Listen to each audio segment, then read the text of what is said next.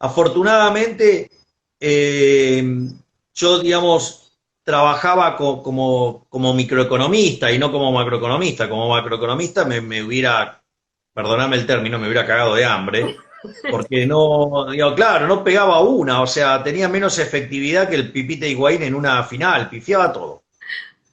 Pero afortunadamente, digamos, vivía de la micro, ya, yo daba clases de microeconomía, empecé a dar clases a los 20 años, Bien, qué joven. cuando, sí, o sea, con lo cual tengo 30 años de docencia en la espalda.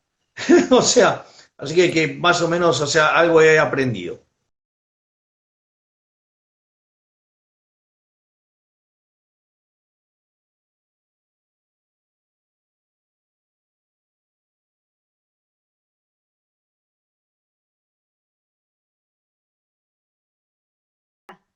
Ahora sí, vamos al tema. Se te escucha mejor, sí. Bien, bien. ¿A partir de qué momento desconfiaste del keynesismo y del socialismo y dijiste el liberalismo es el camino? ¿Qué fue? ¿Un libro? ¿Una vivencia personal? ¿Qué fue lo que te hizo inclinarte hacia el liberalismo? El fracaso profesional como economista formado en el keynesianismo. O sea, en mi formación de base, yo, Fue como todo keynesismo. economista que estudia en Argentina y que es adoctrinado, me formaron en keynesianismo modelo Forte, lo que tiene que ver con estructuralismo, ¿sí?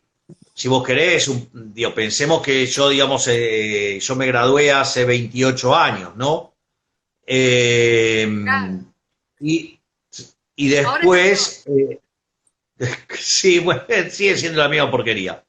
Y obviamente Sí. después yo hice mi primer maestría en keynesianismos, o sea, el posgrado que yo hice en el IDES, que se llama Instituto para el Desarrollo Económico y Social. Yo estudié ahí keynesianismo profundo, estudié con grandes economistas representantes de la escuela keynesiana, grandes profesores, como ser el caso de José María Fanelli, Mario Damil, Roberto Frenkel, Guillermo Rosenburg, Lucio Simpson, Javier Fickman, que en paz descanse, Fabián Abadie, Luis Acostas. También lo tuve a Jorge Strepp, que recién volvía de California. Él estudió en Berkeley y después se fue a dar clases al SEMA. Eh, es casi injusto que me olvide de algún profesor, pero bueno, muy buenos profesores en esa tradición, y la verdad es que aprendí muchísimo, aprendí pero verdaderamente muchísimo, y la realidad es que el problema que tenía es que siempre tenía que utilizar algún artilugio, viste, tipo Deus Machina, o sea, uy, que quiere decir, digamos, viste, como así como tirado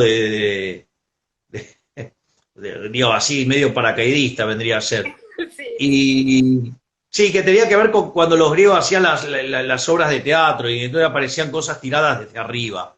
O sea, había unas máquinas que tiraban, entonces era algo, viste, que caía de arriba, o sea, una cosa, un efecto medio raro. O sea, bueno, viene de ahí la expresión. Y siempre lo tenías que resolver con algo muy por la galería, o sea, y siempre me resultaba incómodo, o sea, la realidad es que nada, el ratio de concreción era bajísimo, era muy malo. Afortunadamente, eh, yo, digamos, trabajaba como microeconomista y no como macroeconomista. Como macroeconomista me hubiera, perdoname el término, me hubiera cagado de hambre, porque no, digo, claro, no pegaba una, o sea, tenía menos efectividad que el Pipita Higuaín en una final, pifiaba todo. Pero afortunadamente, digamos, vivía de la micro, ya, yo daba clases de microeconomía, empecé a dar clases a los 20 años, Bien, qué joven. cuando, sí, o sea, con lo cual tengo 30 años de docencia en la espalda. O sea, así que más o menos, o sea, algo he aprendido. O sea, no quiere decir que sea bueno, sino que he aprendido unos cuantos trucos para simular que no soy malo. Pero digamos, al margen de eso, eh, digamos, fue una bendición del cielo, digamos, eso de arrancar a dar clases de microeconomía es tan chico, porque además, o sea, eso me implicaba trabajar con una muy buena base matemática, eso, digamos, después me permitió entrar a trabajar en cuestiones de regulación, o sea, yo tuve también la dicha, gracias a Dios, de poder trabajar con William James Baumol, digamos, una persona que fue 2 veces candidato a Premio Nobel de Economía, eh, donde básicamente una de las cosas que hizo fue desarrollar la teoría de los mercados disputables y él había aplicado la teoría de los mercados disputables en el caso de Inglaterra y en el caso de Estados Unidos. Hay un par de libros sobre eso, y ahí también aprendí, tuve que leer el libro de él, con Panzer y Weary, que tiene que ver, digamos, que se llama, que es el de los mercados disputables, y ahí básicamente empecé a trabajar en temas de regulación, que es un campo de aplicación de la microeconomía. Ahí en 1996, o sea, yo ahí tendría 25 años, o sea, para cumplir 26, y ahí sacamos un paper explicando que el mercado telefónico era un mercado disputable. Para que te des una idea, un mercado disputable es un mercado que puede conseguir un resultado óptimo de Pareto, que es una definición de eficiencia en la teoría neoclásica, pero con un solo participante. Es decir, que vos podrías, aún teniendo un solo participante y que además constituye un monopolio natural, tener un resultado óptimo de Pareto.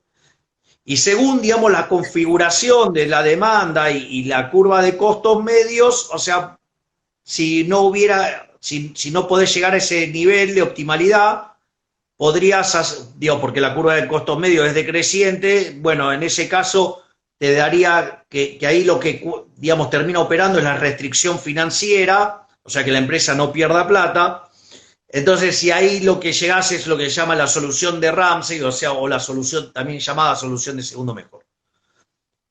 Y yo me acuerdo que en aquel trabajo de 1996 nosotros hacemos un estudio econométrico, demostramos que las curvas de costos medios, tanto para Telefónica como para Telecom, tenían fondo plano, que la curva de demanda estaba más allá del mínimo y por lo tanto, o sea, desde el punto donde se alcanzaba el mínimo, y por lo tanto era posible alcanzar un equilibrio, digamos, o sea, con las características de un equilibrio de competencia perfecta, aun cuando tuvieras una o dos empresas.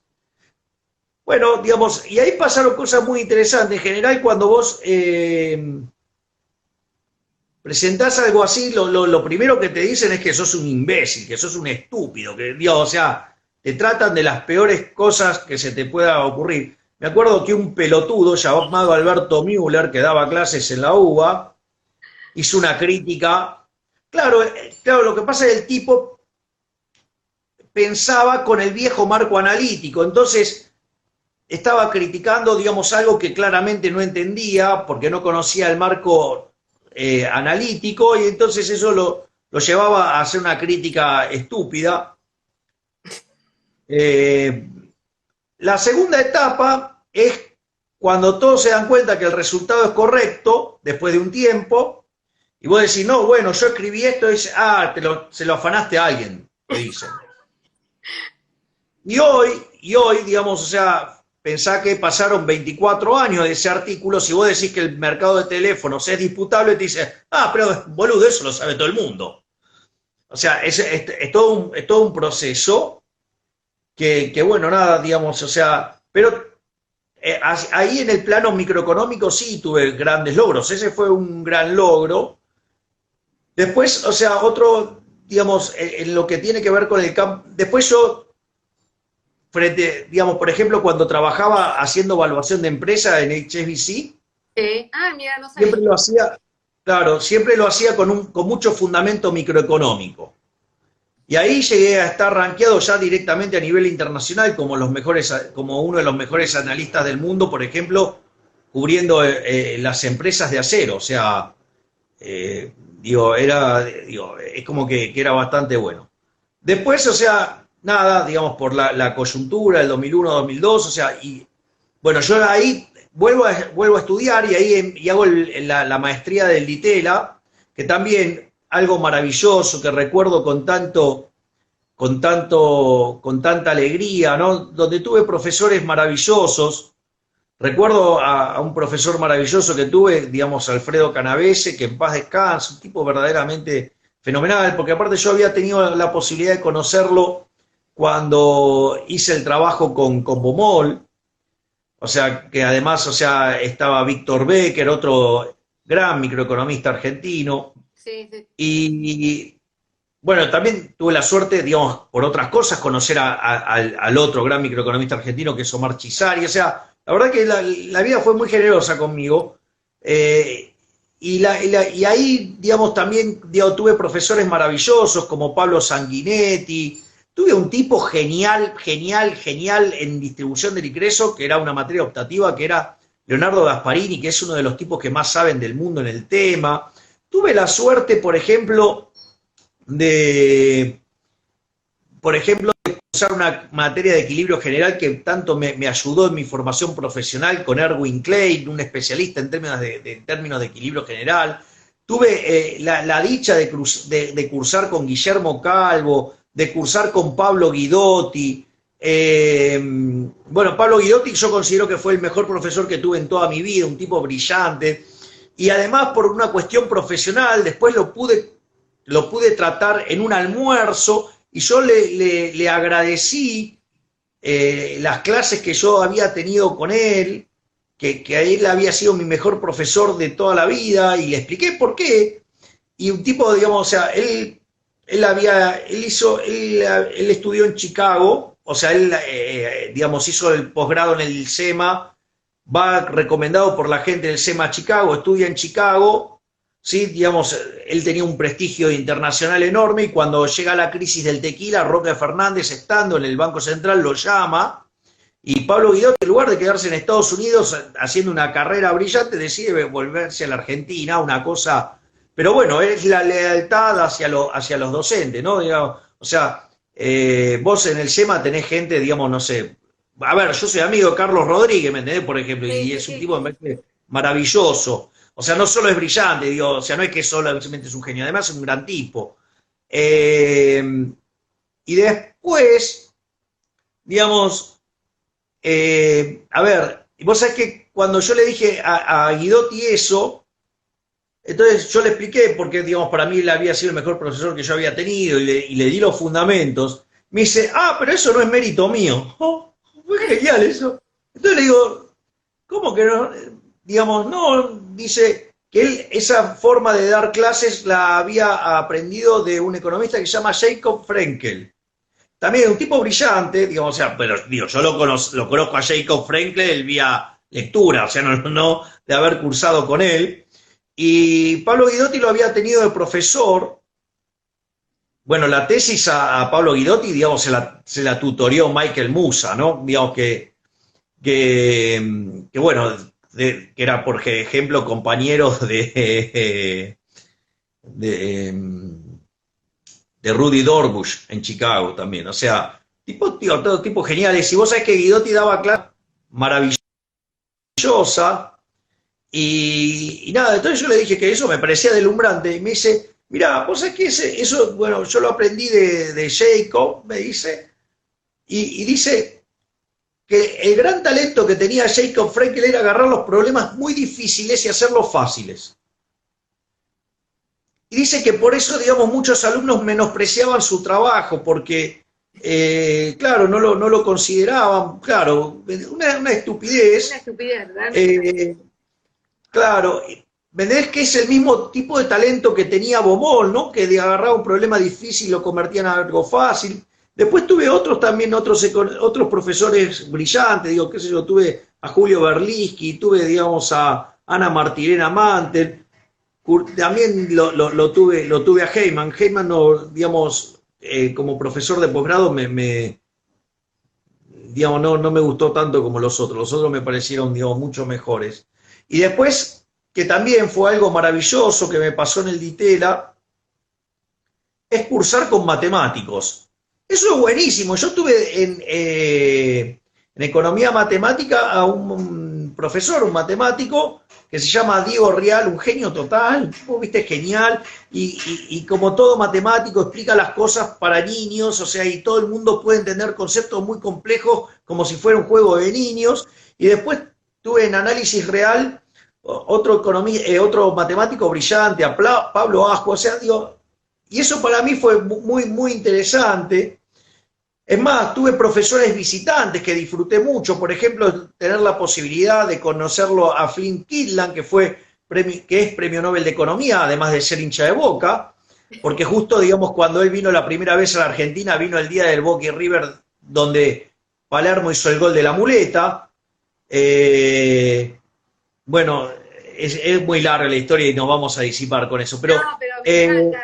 La verdad que tenés una formación intelectual que es obvia, sos un crack, te lo decimos siempre, te apreciamos mucho los marplatenses que nombraste, todos te queremos mucho, bueno, el público por supuesto también, pero nosotros que te hemos tratado más afectuosamente, más íntimamente, conocemos de ¿Cómo tu no soy un machirulo violento?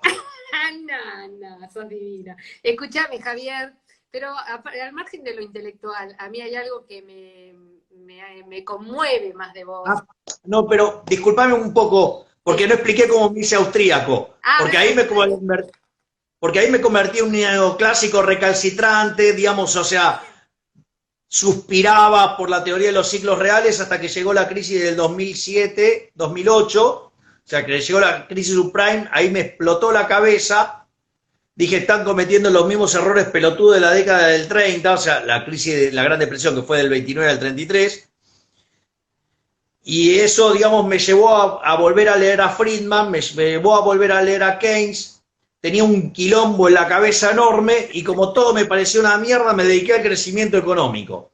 Y ahí me la pasé dedicándome a leer crecimiento económico. Y ahí apareció otro problema, que el crecimiento económico en realidad es como hacer microeconomía dinámica, equilibrio general dinámico.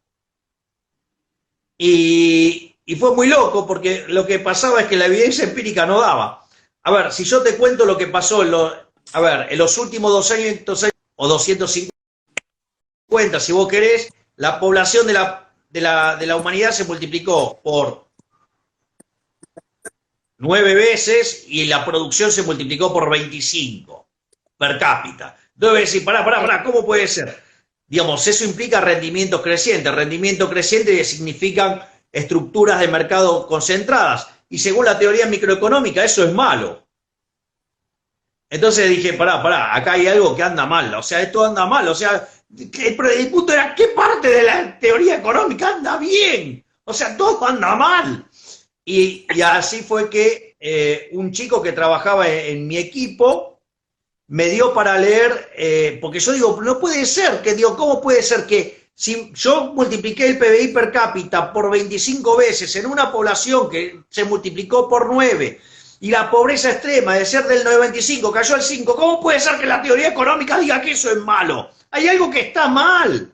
Entonces, yo le planteo eso a un chico que trabajaba conmigo, que había sido alumno mío, que tenía mucha lectura en el plano de economía austríaca, y me da para leer un artículo que se llama Monopolio y Competencia de Murray Rothbard, que forma parte del libro El hombre, la economía y el Estado, que fue traducido por Alberto Venegas Lynch padre, o sea, el padre del prócer máximo de la historia argentina del liberalismo, o sea, Alberto Venegas Lynch hijo, de quien tanto, digamos, remacho con su frase, el liberalismo es el respeto irrestricto del proyecto de vida del prójimo, y a quien tanto, digamos, afecto le tengo, tanto cariño, tanto amor, tanta admiración, porque además tengo el privilegio, ¿te das cuenta? Mi vida es maravillosa, de además ser amigo de él, de Berti, digamos. Entonces, digo, la verdad es que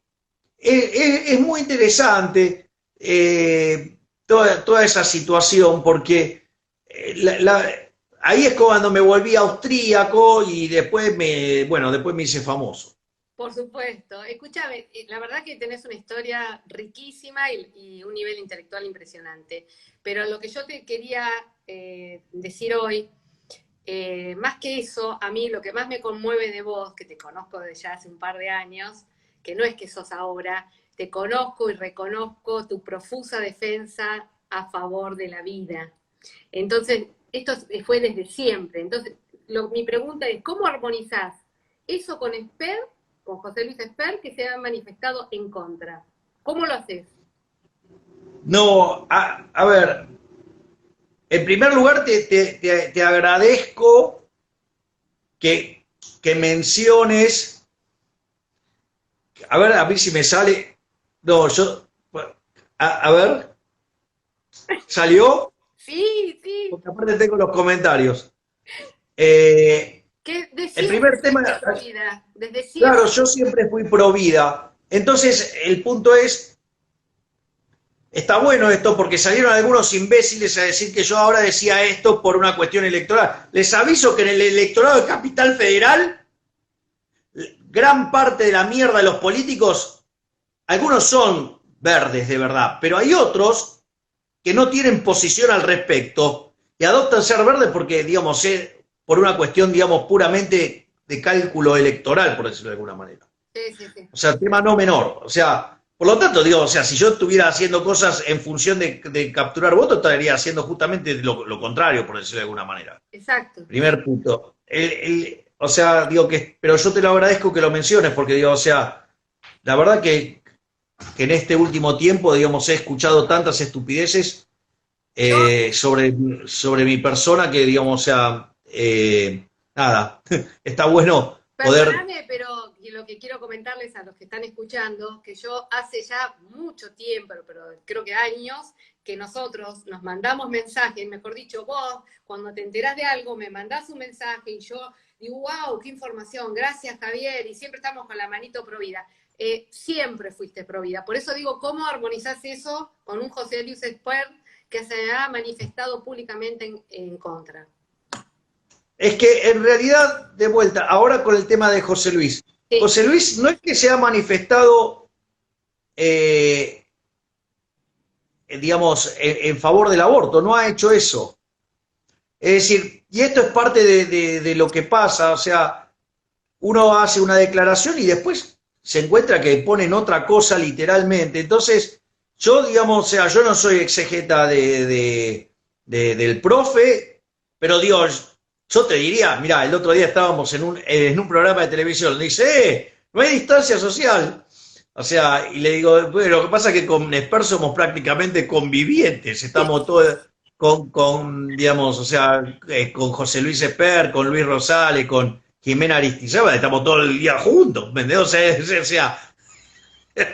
Que digamos, o sea, somos convivientes por poco. O sea, así que, pero, entonces, digo, yo trato ahora regularmente con él, o sea, digo, él, digamos, no dijo eso, o sea, yo creo que, digamos, en ese caso lo mejor es preguntarle a él, digamos, cuál es, digamos, la reflexión exacta de lo que dijo, porque yo creo que fue ensuciado intencionalmente, pero es parte de otra historia. Claro, bueno, por eso me Entonces, digamos, me gustaría parece que, claro, y que lo digamos, o sea, aclarara, porque para mí él se manifestó en contra, entonces por eso está bueno a veces la gente que aclare, porque si no se genera mucha confusión y además hay mucha maldad, mucha envidia en el ambiente. no, ¿sabés lo que pasa, Patricia? Que hay mucha gente injuriando, calumniando, diciendo cosas verdaderamente horribles, Y que cuanto más solamente crezcas, más te van a querer ensuciar a vos, a mí, a todos, porque molesta. La gente que está en contra de lo políticamente correcto molesta.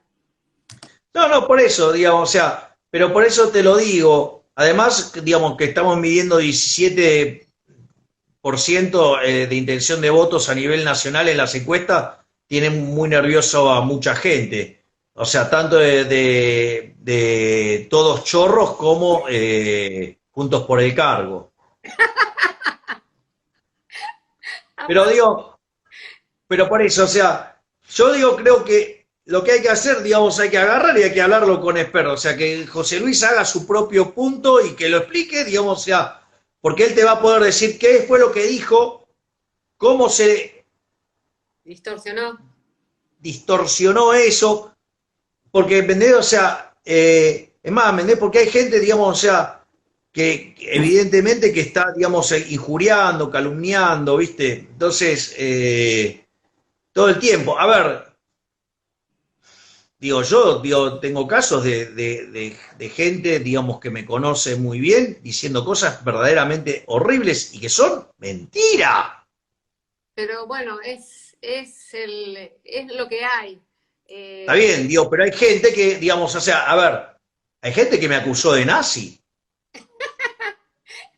Bueno, te cae la risa. Para mí nazi es la reta que vive abortando chicos. Eso es ser nazi. Bueno, Que por mata eso, bebés claro. es nazi. Vos no sos Bueno, nazi. pero ¿me comprendés? Entonces, digamos, si lo que no saben esos pelotudos que decir eso, por ejemplo, públicamente, digamos, eso constituye un delito. Exacto.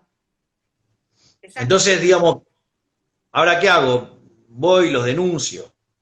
¿Me entendés? O sea, ¿cómo voy? Digamos, a ver, pero aparte, a ver, ¿en qué? A ver, vamos a. Yo, digamos, en algunos reportajes conté quién fue quien más me ayudó a trabajar en el mundo de la tele y todo. ¿Vos sabés quién, digamos, o sea, a nivel televisivo, quién es mi máximo mentor? ¿Quién?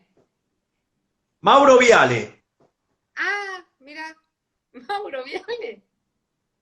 Digo, ¿vos te crees que Mauro Viale, digamos, o sea, habría hecho todo lo que hizo por mí por un nazi? No, olvídate, no, no, no. No, pero me parece absurdo que te hayan dicho nazi. Es más, te voy a contar algo, que esto es muy divertido, pasó al aire, digo, lo puedo contar porque pasó al aire. Sí. Un día en Polémica en el Bar, Chiche Helblum se peleó con Mauro porque decía que él era el padre de la criatura. Y Mauro le decía, no, no, no, el mentor de Milei soy yo, le decía. Y se empezaron a pelear. Y fue muy gracioso porque Chiche me agarra y me llama por teléfono. Me dice, ¿quién es tu mentor? ¿Soy yo o es Mauro? Y yo le dije Mauro. Y se enojó. Se enojó y tuvo como un mes sin hablar. Después nos arreglamos. Ah, bueno, pero O después sea, ¿me entiendes? O sea, y cualquiera, digamos, que vea la relación que tengo con Chiche, digamos, o sea, ¿no? O sea, digo, de hecho, yo le digo tío a Chiche, para que se den una idea. O sea, la pregunta es, ¿ustedes creen que, digamos, o sea, Chiche hubiera dado lugar a alguien como me lo dio él a mí si yo fuera nazi? Es más, te voy a decir algo, yo soy amigo de Jonathan Viale, ¿no? O sea, del hijo de Mauro. Y vos sabés que es una de las cosas por las cuales, o sea, entonces, viste que Mauro es áspero. Entonces, pero también es cierto que a sus protegidos los cuida. Entonces la pregunta es, ¿por qué, digamos, no, teniendo tanta discrepancia ideológica, por qué digamos, tengo la relación que tengo? Y con Johnny llegamos a la conclusión, es que tiene que ser por, digamos, o sea, por ser el economista más pro-Israel del planeta, aún sin ser judío. ¡Vamos! Entonces, ¿me entendés? ¿Me entendés? ¿Y cuál era el argumento? Se puso un sacón largo.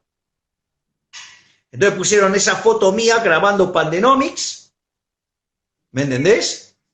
Que es la película de mi libro. Sí. Viste que vos tenés unas tablas cuando haces una película y para marcar la escena. O sea, la escena y la toma. Claro. Entonces, que uno después pregunta, ¿para qué carajo sirve eso? Porque vos cada escena la grabás varias veces. Y entonces, después, la escena en la película queda conformada de un collage de las distintas tomas. Entonces, está la foto, estoy yo con un sobre todo largo, ¿sí? Que tiene que ver con la lógica, digamos, que parecía un cómic, o sea, tiene, uy, hoy estoy un poco descoordinado con los pies y le pego al soporte. Entonces, en ese contexto, me sacan la foto y ¿sabes qué hicieron? Cortaron la parte que se veía, Pandenomics, escena tal, toma tanto, y dijeron, ven, esta foto es de un nazi. Y al lado me pusieron una de Goebbels. No. Negro, eso es delito. Pero bueno, O sea, Yo que vos no estaría ni escucharía todos esos comentarios porque No, está bien, pero hay lo que quiero decir, mucha envidia. a ver, sí, ya lo sé, digamos, o sea, a ver, pero a ver, el punto es el siguiente. Así como dicen esas pelotudeces de mí, porque me puse un sobre todo largo, ¿sí? Son las mismas calumnias que elaboran sobre Spert. Ah, bien. Esos que los denuncian a Spert, ¿sabes qué deberían hacer si es verdad lo que dicen? Lo tendrían que denunciar en la justicia. Bien. Yo a vos te Sin conozco embargo, más, no a los Spert denuncian en la realmente no justicia. a lo que voy es que yo a Spert lo No, traté muy pocas veces. bueno, está bien, pero A digamos, vos a te ver, conozco más y sé que realmente lo que digo, doy fe de que sos pro vida desde siempre. está bien, pero ¿me comprendés lo que te Está digo? bien, está O sea, bien. esos que lo injurian, digamos, si tienen tantas pruebas en contra de Spert, ¿por qué no las presentan en la justicia? Muy bien. Es más, cuando a alguien le hace algún punto en las redes, ahora sabes qué dicen, no, no, no, no, te contesto por privado.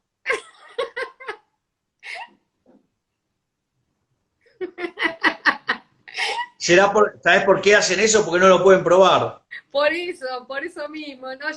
Yo ni leo lo privado, nada, así que No, ni lo bueno, no, no, pero me comprendés lo que te digo. Ahí tenés la prueba de que mienten.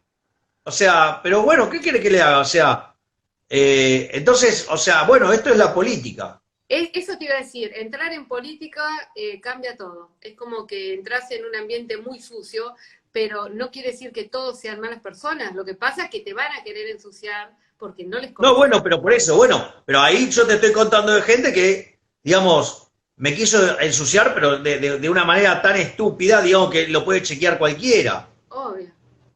No, no, no, es absurdo. Pero bueno, yo te voy a hacer otra pregunta. Como un liberal ortodoxo, ¿cómo un liberal ortodoxo se convierte en ídolo de multitudes, fundamentalmente de jóvenes? Porque cuando la primera vez que fuiste a Mar del Plata, yo me acuerdo que se llenó el salón, pero era un salón razonable.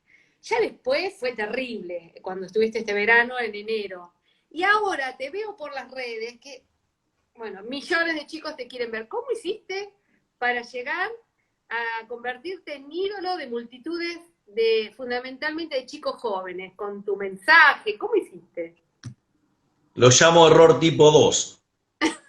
¿Cómo es? Si vos te fijás, cada vez que yo arranco una conferencia, doy las gracias por tanto error tipo 2. El error tipo 1 es cuando haces todo bien y te sale mal. El error tipo 2 es haces todo mal y te salió bien. Bueno, eso, digamos, aparte tiene algunos elementos muy positivos, porque como para mí es un error lo que está pasando, entonces lo disfruto plenamente y lo agradezco y ¿me entendés? O sea, está bueno porque evita que me suba el pony, ¿me comprendés? O sea, ¿y por qué digo que es un error? Mirá, porque en general los economistas no son personas queridas y agradables. Nadie quiere a los economistas en general. Digo, vamos a ser sinceros. Sí, es cierto, es O sea, en cierto. general, digo, el economista es un tipo agrio, no lo quiere nadie. Esa es la realidad, primer punto. Segundo punto, o sea, yo soy un economista matemático, esencialmente. Por lo tanto, digo, cuando vos vas a los congresos de economía, digamos, los artículos que tienen que ver con economía matemática no son, digamos, o sea, muy eh, populosos, por decirlo de alguna manera. Yo me acuerdo, por ejemplo, cuando presenté un artículo que está el diseño teórico del cupón atado al PBI, que se llamaba Deuda Soberana Óptima bajo información asimétrica, y ahí es donde yo derivo teóricamente el cupón del PBI y que después eso lo toma Nielsen y que pasa, lo linealiza y termina siendo el bono atado al PBI. En ese contexto, yo me acuerdo, no tendría más de 10 personas en el aula, en la presentación, o sea, ¿En ¿por qué qué? año fue Porque digo, eso? ¿Año? 2003, ponele, 2003, sí. Ahora, después empecé, digo, bueno, después seguí y después, digo, medio como que empezaba a parecer que era una suerte de un Elvis. y empezaba a ir gente a mis papers, pero no sé por qué, iba gente, no lo sé. O sea, pero al margen, porque en general siempre lo que hacía era temas que estaban con mucha discusión, los encaraba desde la teoría económica y como la teoría económica los resolvía mal, o sea, cosas que estaban pasando, que la teoría económica no resolvía bien, lo que yo hacía modelos para resolver el problema que había. Digo, eran papers muy atractivos, entonces digo, empecé a tener más concurrencia. Siempre fui histriónico, porque recordá que yo a los 18 años tuve una banda de rock. Sí, sí, sabía, sabía. Digo, al margen de haber jugado, digo, haber sido parte del plantel profesional de Chacarita antes. Entonces, ¿qué es lo que pasa? Pero la verdad que, digamos, o sea, un economista matemático no es alguien popular.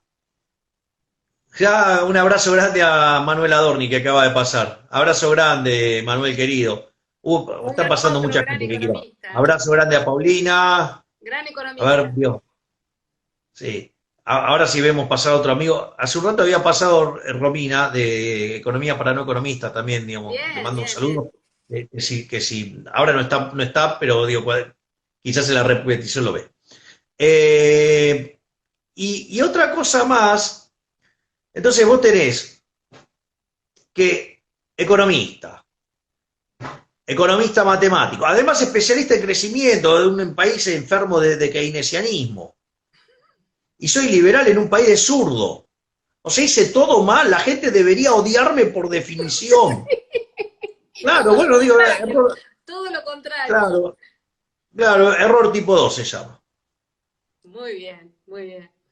Escúchame, Javier, vos que has viajado por toda América Latina, dando Sí, por todo conferencias, el mundo. por Mirá, todo el ahí mundo. nos saluda Paulina, qué grande Paulina. Ah, bien, bien. Grande Paulina, no la conozco, pero bueno, saludo. Vos que has viajado por América, sí, por todo el mundo, pero especialmente por América Latina, dando conferencias, ¿pensás que Argentina está retrasada respecto de la simpatía por la economía de mercado? ¿O es que América Latina está en sintonía con el estatismo cultural que existe en Argentina? ¿Cómo sería? No, yo tengo la sensación de que América Latina está cooptada por el Foro de San Pablo, y yo lo dije cuando di una conferencia el año pasado en Chile. Ahí yo le dije, miren, no se ilusionen con ese mapa pintado de azul, porque los rojos no se van a quedar tranquilos y van a querer continuar con la agenda del Foro de San Pablo. Y saludos a Juli también. Yo voy saludando, ¿viste? Digamos, o sea, cuando veo, digo, porque igual no es que veo todos, o sea, veo algunos. Eh, y cómo es, Bueno, la influencia del Foro San y lo Pablo. que yo decía es que no se confíen en ese mapa con tanto azul, porque en ese momento solamente estaba rojo Argentina y Venezuela. Porque yo les expliqué que Chile era la madre de todas las batallas, y si esas batallas se perdía, iban a venir por el resto. Y bueno, con un cobarde como Piñera, bueno, ya está, consiguieron Terrible. el referéndum, bueno, digamos, salió el referéndum, la gente quiere el cambio de constitución, o sea, por lo tanto, o sea, la situación en América Latina se empieza a degradar, aparecen algunas cosas buenas, y después la van a terminar neutralizando. La izquierda en ese sentido es muy sistemática, y eso quienes mejor lo entendieron fueron Trump y Bolsonaro. Exacto. Bolsonaro, al poco tiempo de asumir, hizo algo maravilloso. Les cortó el financiamiento a los zurdos de mierda. Claro. Es cierto. Y de hecho, Y Trump de- también. Trump también. bueno, justamente Trump, ya digamos en el último tramo de su primer gobierno, no sabemos si habrá o no un segundo, los medios aborteros socialistas, o sea, a favor de Biden, Digo, qué interesante Biden, ¿no? Porque Biden tiene, por, por una décima parte de lo que hubiera hecho en materia de pedofilia, de lo que hizo Biden, si lo hubiera hecho, no sé, Trump, digamos, lo hubieran colgado de las bolas directamente, ¿no? Viste, mucha gente. Pero bueno, viste que hay el doble estándar. Viste que en Argentina, por ejemplo, hay un actor, yo te voy a contar, muy muy pañuelito verde, muy pañuelito verde,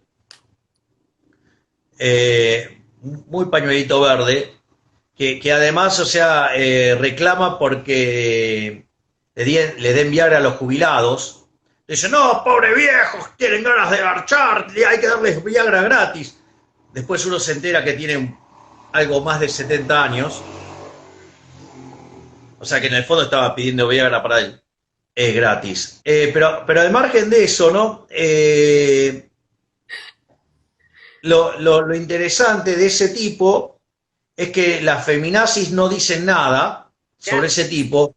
Y vos sabés que ese tipo estaba casado con una actriz de la cual se separó porque la cagaba a trompadas. Pero de eso no hablan las feminazis. No, parece que no conocen la historia de ese actor. Digo que a cada cosa que como es, o sea, pasa, le echa la culpa del neoliberalismo. Para él toda la culpa es del neoliberalismo. Exactamente. Pero, viste, por eso hay doble estándar. Acá hay doble estándar, o sea, si vos sos zurdo te permiten todo, o sea, podés matar, robar, digamos, o sea, violar, podés hacer cualquier cosa. Ahora, si vos sos liberal, no mereces ni siquiera vivir. Esa es la realidad. Por eso me causa gracia esos pelotudos que...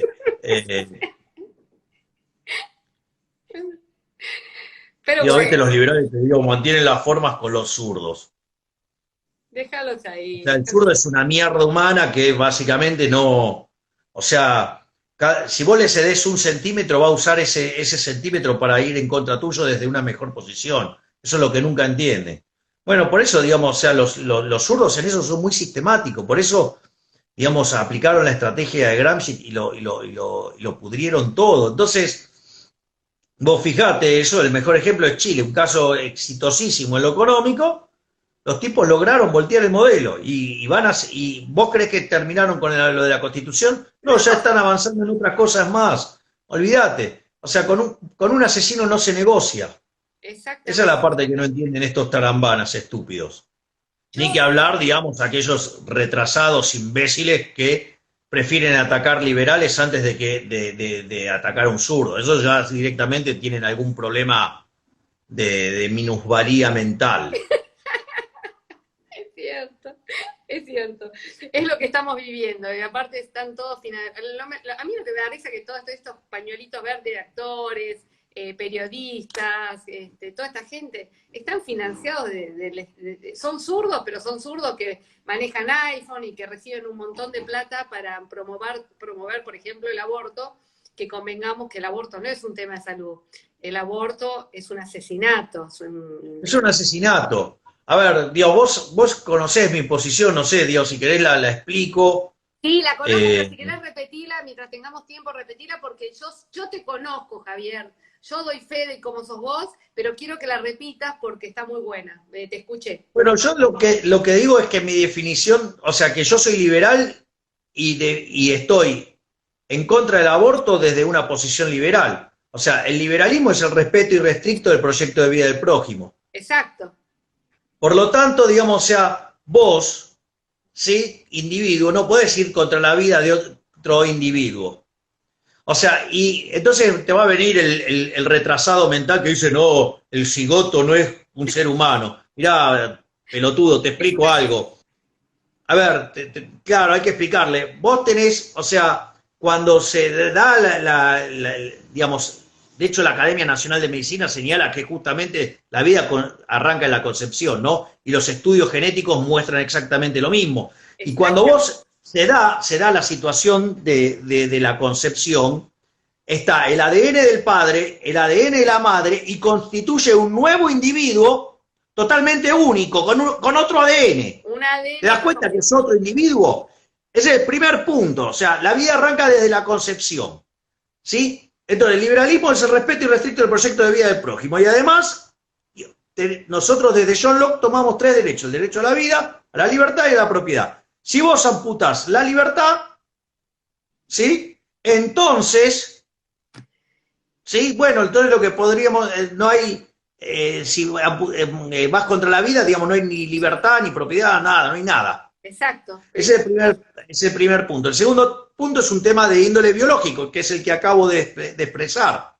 O sea, se constituye un nuevo individuo único e irrepetible, ¿sí? Con un ADN distinto. De la concepción, ¿no? Después de las claro, por lo tanto, vos ahí en realidad tenés 2 vidas, vos tenés 2 individuos, y eso lo tiene que, digamos, no hay que entrar en la trampa de hablar del cuerpo. ¿Por qué? Porque yo puedo perder una parte de mi cuerpo y sigo teniendo vida. Exacto. Es decir, en general la referencia al cuerpo, el cuerpo tiene que ver con la muerte.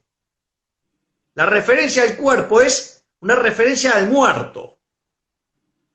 ¿Me comprendés? Sí, vos tenés o no tenés vida, o sea, vos sos o no sos un individuo. Y eso es independiente de cómo esté constituido tu cuerpo, por decirlo de alguna manera. Tema, digamos, no menor. Después está la cuestión legal. Ahí va, digamos, primero que la Constitución Nacional adhiere a todo un montón de tratados que aceptan el derecho del niño por nacer. Exacto. Chao, listo. O sea, con lo cual, esa ley es inconstitucional. Totalmente. Si no, digamos, agarrá y empezá a sacar muchos de los pactos, digamos, que, digamos, o sea, les gusta usar para otra cosa. Pero no solo eso. Después hay una cuestión matemática. Digo, es una estupidez, semana 12, semana 14. La vida es un continuo. ¿Me comprendés? Y arranca la concepción y se termina el día de la muerte. Que ahora hablan de, no, porque no, en realidad la vida, la semana 14. Mirá, Dios, son unos imbéciles, son unos tarados. O sea, la semana 14, o sea, todos los que estamos vivos tenemos semana 14. Entonces, digo, yo hago una pregunta. Semana 14 menos un segundo, no soy un ser humano. No. Semana 14 más un segundo, sí lo soy. No, hay un salto discreto. Si ese salto en verdad existe, digamos, estoy muerto. ¿O acaso, digamos, todos los que estamos vivos no tenemos semana 14? Exactamente. Pero son idiotas. O sea, es un asesinato, y además es un asesinato agravado por el vínculo. Te iba a decir eso, agravado por el vínculo, porque es la madre que mata a su hijo. Eso es terrible. Sí, claro, y además es un ser indefenso. Exactamente. Entonces, al margen de eso, es un gran negociado, porque vos fíjate que por más que nosotros digamos esto, por más que la Constitución nos avala, por más que nosotros el 8 de agosto de 2018 no fue ley, vuelven a insistir, porque tiene una imposición este presidente y el anterior, porque también el anterior... El anterior también. El anterior también, por más que me digan que no, el anterior nos metió el aborto de manera de facto, es un negociado. O sea, van a negociar con gente. Sí, igual, Patricia, yo, digamos, o sea, yo saldría de esa discusión. O sea, yo voy a la discusión moral, me importa un carajo si alguien hace negocio o no, porque si todos estos elementos que estamos señalando no existieran, no, o sea... ¿Sabes por qué lo digo más que nada? Porque todos los que salen a hablar a favor del aborto están pagos, ¿me entendés? Nosotros no, pero, digamos, a ver, pero de vuelta, no, digamos, ni siquiera me interesa el punto, ¿me comprendés? O sea, voy a la base filosófica del problema, el problema moral. Que es, digamos, por eso es brillante el ejemplo de Walter Block, el del avión. Yo te invito a mi avión. Te escuché, está muy bueno, repetí. Entonces estamos viajando, no sé, ¿a qué ciudad querés viajar, Patricia? Y a mí ahora, no sé, me gustaría ir a Las Vegas. Bueno, ok, nos vamos a Nevada, a Las Vegas, en la costa oeste de Estados Unidos. Dale. Bueno, entonces nos vamos para Las Vegas. Bueno, cuando vamos volando a 14.000, 15.000 metros de altura, bueno, yo ahora decido ejercer mi derecho de propiedad en el avión y no quiero que estés más. Oh, qué malo. ¿Me vas a echar? ¿Y qué crees que va a pasar con tu vida? Ay, ¿me vas a tirar del avión? Es una metáfora. Sí, ya sé. Claro. Bueno, es un asesinato, ponelo como quieras. Es un asesinato. Entonces, puede ser que vos ya hayas entrado, o sea, a ver, pudo haber consentimiento en tu ingreso y nada, y después las condiciones cambiaron. Exacto. cambiar. Sí, sí. Pero a eso no, digamos, o sea, no da derecho, o sea, una mujer, digamos, lo buscó y ahora no lo quiere tener. Bueno, la vida, o sea, hacete cargo de tus decisiones, punto uno. Punto dos, o sea, quizá, digamos, ¿me entendés? Te alcoholicé y te forcé para que entres en el avión. Bueno, eso, digamos, o sea, ¿cuál es? Eso da el derecho a que te revolee después, o sea, no. No. ¿Me comprendés? Es más, que es el caso de la violación. Es más, la violación no significa que vos un delito lo tengas que, digamos, me parece un delito aberrante, ¿sí? Claro, Pero, bueno, pero vos no podés compensar un delito con otro delito. exacto. En vez de matar al violador, matan al bebé. Es terrible. No, claro, por eso. No, bueno, y después además, o sea, los pañuelitos verdes claman por soltar violadores, ¿no? Recordemos que la señora Donda votó en contra, digamos, de meter, digamos, Y están a favor de la de pedofilia. ser duros con los violadores. O sea, fue sumamente condescendiente y a favor de que los liberen, ¿no? Digo. Los liberaron y además están a favor de la pedofilia. Me parece terrible todo lo que está viendo. Por eso es muy Sí, bueno, eso, importante. digamos, ella tiene una explicación de eso. Y después, o sea, el único caso, digamos, que uno podría aceptar, digo, así cerramos este tema y después me decís. Es el caso de riesgo cierto para la vida de la madre, ¿no? Es como que, no sé, vos entras en tu casa, digamos, hay un ladrón, si la verdad que al pobre ser que está, digamos, individuo que está en la panza de la madre, lo tratan de cosas peores. Así que, entonces, nada, vos ahí, digamos, tenés un ser, ¿sí? Que, digamos, en tu casa, que entró porque vos no lo querías. Entonces, bueno, la pregunta es, ¿cómo es tu primer solución para sacarlo? Bueno, vas a invitarlo a salir y decir, mire, váyase. No, bueno, no me voy. Ok, no me voy. Bueno, entonces digo, ¿qué llamo? Y cuando él no me voy, encima, digamos, ya está armado. Entonces ahora hay riesgo de vida tuyo. Y bueno, ahora vas a aplicar otros métodos que no son solamente eso. ¿Por qué? Porque ahí sí ahí, digamos, la presencia del bebé estaría atentando contra la propiedad de la madre, a punto tal que la mata.